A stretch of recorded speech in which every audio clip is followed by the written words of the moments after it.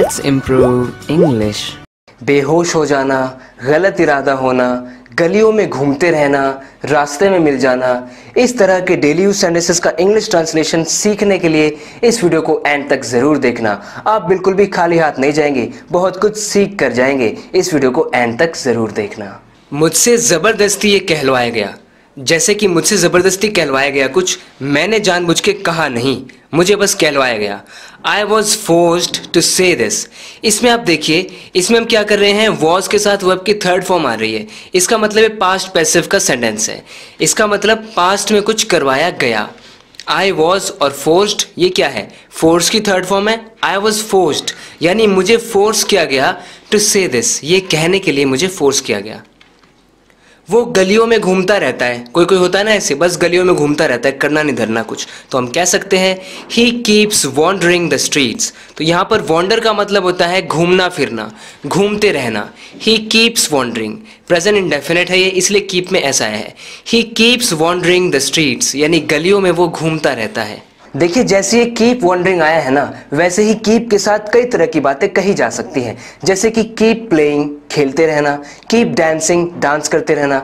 यानी कि आपको याद रखना है कि जब आप कीप लगाएंगे ना, तो कीप के साथ वर्ब में आईएनजी आता है, वर्ब एक्शन में रहेगा, वर्ब आईएनजी में रहेगा। Keep dancing, keep playing, keep singing, keep cooking, इस तरीके से ऐसी बातें हम कहते हैं, तो आप समझ गए होंगे। तुम्हें भागने की क्या जरूरत थी, क्या जरूरत थी तुम्हें भागने की। Why did you need to run?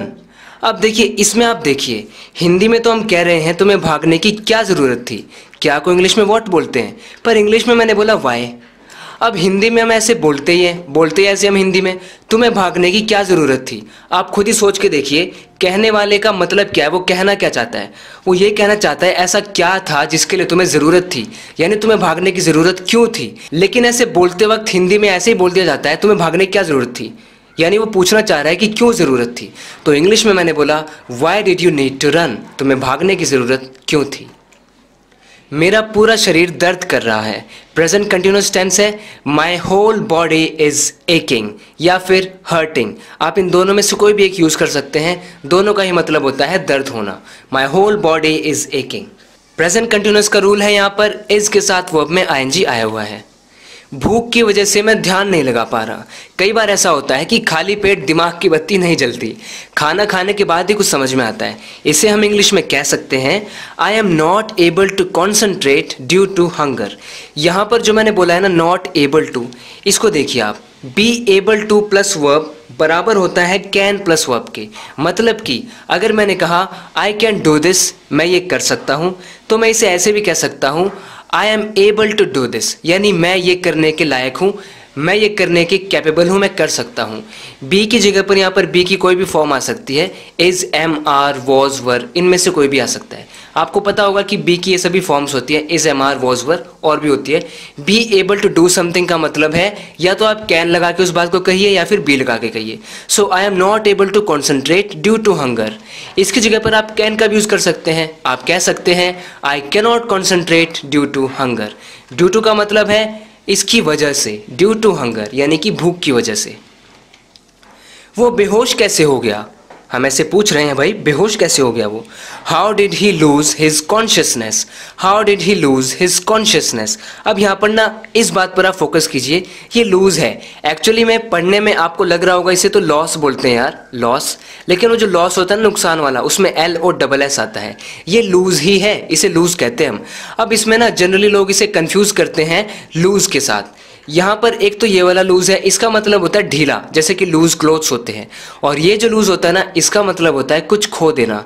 तो अब आप समझ गए होंगे इन दोनों में डिफरेंस, शायद आपको पहले भी पता होगा। अगला सेंटेंस देखिए, मुझे वापस जाने का रास्ता नहीं मिल रहा, मुझे वापस जाने का रास्ता ही नहीं मिल पा रहा है।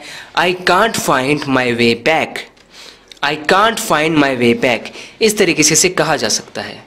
मुझे वो रास्ते में मिल गया, जैसे मैं कहीं जा रहा था उससे ही मिलने जा रहा था और वो रास्ते में मिल गया। कई बार होता है ना ऐसे, इसे इंग्लिश में कहेंगे I met him on the way. On the way का मतलब होता है रास्ते में, ऑन द वे। आप फ़ोन पर बात करके भी किसी को बोल सकते हैं आई एम ऑन द वे, मैं रास्ते में हूँ, अभी आ रहा हूँ, आई एम ऑन द वे, मैं रास्ते में हूँ। इन द वे नहीं, ऑन द वे। तो यहाँ पर आप क्या देख रहे हैं, मीट की सेकेंड फॉर्म मैट, यानी कि ये सिंपल पास्ट है, इसमें वर्ब की सेकेंड फॉर्म आती है। क्या तुम स्टेशन तक पैदल चल कर आए हो? मैं ऐसे पूछ रहा हूँ, स्टेशन तक क्या तुम पैदल चल कर आए हो? Have you walked to the station? आपने शायद सोचा होगा ऑन फुट। ऑन फुट का भी यूज़ आप यहाँ पर कर सकते हैं। Have you come to the station on foot? लेकिन ज़्यादा कॉमन, ज़्यादा स्पीकिंग में ऐसे बोल दिया जाता है, have you walked to the station. इसका मतलब है कि स्टेशन तक क्या पैदल चल कर आए हो। ये प्रेजेंट परफेक्ट है क्योंकि इसमें हैव आया है और वॉक की third form. Have you walked, क्या तुम आए हो स्टेशन तक पैदल चल के। वो बहुत किस्मत वाला दिन था। उस दिन तो बहुत कमाल की चीज़ें हुई थी मेरे साथ, तो ऐसे मैं कह रहा हूँ कि वो दिन तो बहुत ही किस्मत वाला था। तो इसके लिए हम कह सकते हैं it was a very lucky day. Lucky की जगह पर फेटफुल डे, क्योंकि फेटफुल का भी मतलब होता है किस्मत वाला, भाग्यशाली। It was a very lucky day, यानी कि बहुत किस्मत वाला दिन था। ये पैसे मेरे लिए काफ़ी नहीं हैं। मुझे किसी ने पैसे दिए, मैंने बोला नहीं नहीं, ये पैसे मेरे लिए काफ़ी नहीं है, मुझे और चाहिए। This money is not enough for me. Enough का मतलब क्या होता है? जितने की आपको ज़रूरत है उतना ही आपके पास अगर कोई चीज़ है, इसका मतलब वो चीज़ आपके पास इनफ है। This money is not enough, यानी कि ये जो पैसे हैं ये इनफ नहीं है फॉर मी, यानी कि मेरे लिए। तुमने मेरे पैसे क्यों चुराए? सिंपल सेंटेंस है, सिंपल पास्ट का सेंटेंस है। Y did you steel my money? तो यहाँ पर स्टील का मतलब चुराना होता है। एक दूसरा स्टील होता है, उसकी स्पेलिंग भी अलग है, वो होता है एक मटेरियल जिससे बर्तन भी बनते हैं। Y did you steel my money? तुमने मेरा पैसा क्यों चुराया? मेरा इरादा तुम्हें नाराज़ करने का नहीं था। कई बार हम किसी से बात करते हैं, कुछ ऐसा कर देते हैं गलती से जिससे सामने वाला नाराज़ हो जाता है, फिर हम ऐसे कहते हैं कि भाई मेरा इरादा तुम्हें नाराज़ करने का नहीं था। I didn't intend to make you upset. Intend एक वर्ब है जिसका मतलब होता है इरादा करना, आपके मन में कोई बात होना। आई डिडंट इंटेंड यानी मैंने ये नहीं सोचा था, मैंने ये इरादा नहीं किया था। कौन सा इरादा? टू मेक यू अपसेट, तुम्हें अपसेट कर देने का। उसे लगा कि मेरा इरादा गलत है। She thought that my intention was bad. अभी यहाँ पर उसने वो पास्ट में सोचा था, ये वाली बात उसने पास्ट में सोची थी कि मेरा इरादा गलत है, तो इसलिए मैंने यहाँ पर इंटेंशन वॉज लगाया है, ना कि इज।